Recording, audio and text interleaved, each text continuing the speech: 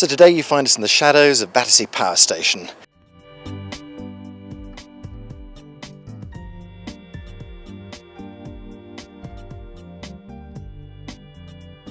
Hi, I'm Justin Lovric. I'm the Director on Ecovelocity, Metro newspaper. Welcome you to Ecovelocity, our low carbon motor festival, in year one. Is this your brainchild? I have to say it is. Good, take credit where you can. I will. It is very much so. I had an idea to launch a green motor show on behalf of Metro. We really want to kind of help grow our motoring credentials as a newspaper. And funnily enough, I bumped into my colleague Giles, who's the joint venture company IME, who also had a great idea to launch a green motor show. So two heads become one, and here you have Ecovelocity. You've really got the mainstream in here as well. It's very good to see. I mean, all the normal car companies you'd expect to see, really. I've been overwhelmed by the response of the manufacturers. You know, we have 18 leading brands here, which has been absolutely fantastic. You know, we spoke to the SMMT at the beginning of the year, the Events Evaluation Committee, and they gave us a fantastic response, which was just phenomenal. And hopefully we've given them a really good platform to launch their kind of green range, if you like. But it's not just about those big manufacturers either. You've got some really interesting oddities here as well.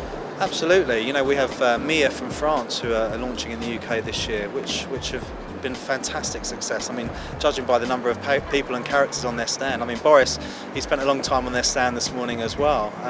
And there's, you know, we've got the supercar paddock. We've got a high number of electric supercars as well that are equally as interesting and exciting.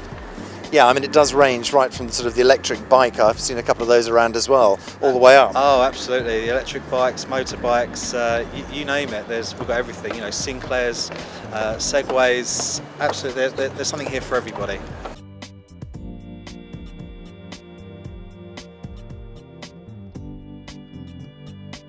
Hello, my name's Ian Allen. I'm the launch manager for the Ampera in the UK, and I'm also environmental strategy manager too. Very good. Ampera, Green Car of the Year 2011. You must be thrilled with that. Yes, very pleased. It was something that came along last night, so very timely for the show today, and great for us as a company. We won our category award for alternative propulsion and the overall award for Green Car of the Year. So this car is an electric car. It is. It's a plug-in electric vehicle, but it's also a unique plug-in electric vehicle in that there is none of the range anxiety that you would normally associate with pure battery electric vehicles. I mean, that is the big worry that everybody has, that they're going to be called out in the middle of the night, they're going to have to go further than their electric car will go, and I think you've managed to do something to improve on that, to change that. We have. So with a full charge of up to 4 hours, we'll have 50 miles of pure battery electric vehicle driving with zero CO2 tailpipe emissions. But of course people do want to go further than 50 miles.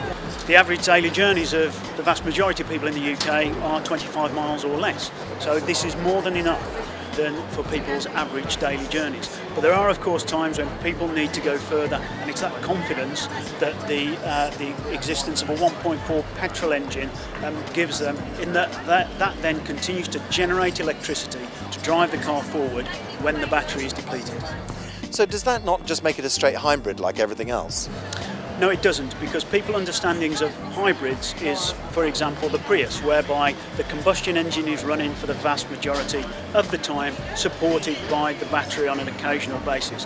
Whereas this is actually almost flipping it on its head by saying you can drive on a daily basis for up to 50 miles with zero emissions on pure battery.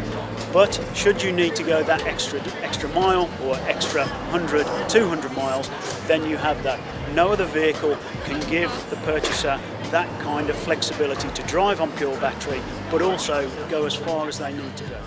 So is it just a strict petrol engine as we know it then? Yeah, it's a 1.4 petrol engine that we'd have in one of our courses or Astras today, but it's set at 4 set levels of revs all of the time to give you as much energy as you need, depending on how you're driving. But remember, the engine only starts once the battery is depleted. Okay, so if you start to run into that situation where you're not sure where your next charge is coming from, you just continue to motor and everything continues to work. Exactly. The way that we envisage people using these vehicles is to do their 50 miles, then plug in, and then have another 50 miles. But on the days when you need to go a lot further, you can drive up to another 300 miles on a full tank of fuel. But if you need to go further, if you need to go to the south of France today, you could get in this car and go to the south of France today, because you could just keep filling up with petrol until you had the opportunity to recharge again. Fantastic. This really does look a bit like the future then, I think. It is. It's the future here today, and you know we're very pleased to associate ourselves with have a car like this. It's fantastic. Puts us at the forefront from an environmental perspective, but also importantly from a technological perspective. Congratulations on your award as well. Yeah, thanks very much. Thanks for talking to PositiveTv. Thank you.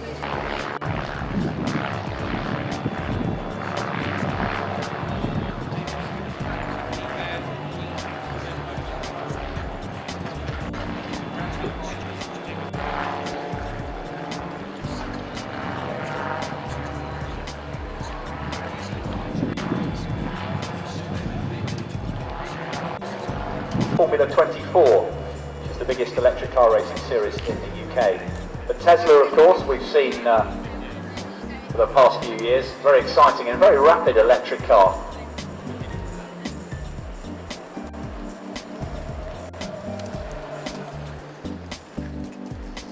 And the final three cars that are in the supercar paddock over at the other end of the site, the Delta D4, the K1 Evelio, and last but not least is the Lightning GT.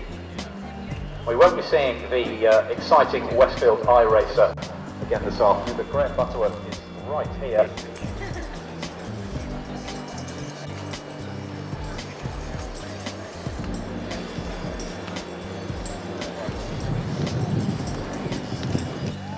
First of all, we're going to have the winners in various different categories from the What Car Green Awards, which took place here at Battersea Power Station last night.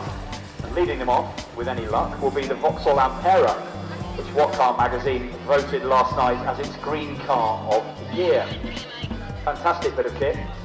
And it will be followed by the Renault Scenic, the Ford Mondeo, the BMW 318, the Kia Picanto, the Volkswagen Golf Blue Motion, the Mini Cooper D, and the Peugeot 3008. So these are the winners then, in the categories of the What Car Green Awards. As they make their way around for the first of 2 laps, it's an 800 metre course right around the perimeter of the show here. All the cars are on parade and on display, of course, at various points around the site, so do go and have a look at them up close if you fancy it. And following the What Car Green Award category winners, we'll have a really eclectic bunch of electric vehicles, proving that you don't have to be drab and boring to compete.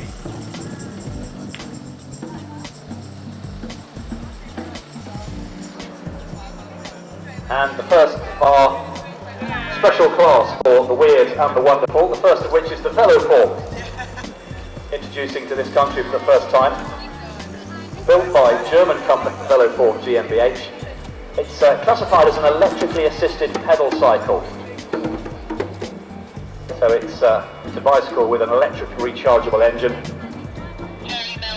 And the company hopes to be running these vehicles at the Olympic Games here in London next year. Following, of course, the iconic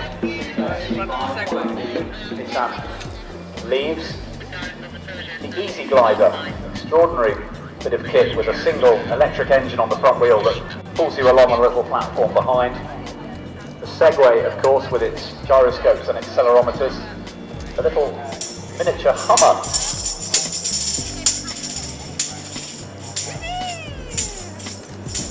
And the diminutive Green Power electric car, built by students. So here I am in front of the Honda stand. Honda, old friends of PositiveTv. If you've seen our trip to Copenhagen, you'd have seen Honda's input there. And this behind us is the Honda Clarity, and I think we had a bit of a run round in a Honda Clarity in Copenhagen. And it's the hydrogen fuel cell vehicle. that Honda have on the market. I'm really impressed actually, because I've just been chatting to the Honda team and they tell me on the 20th of September they're launching a hydrogen fueling point in Swindon, near where their factory is, so that people in Swindon will be able to use hydrogen as a fuel and genuinely use hydrogen fuel cell cars. So it goes from being a prototype to being a real thing. Well done, Honda, very nice.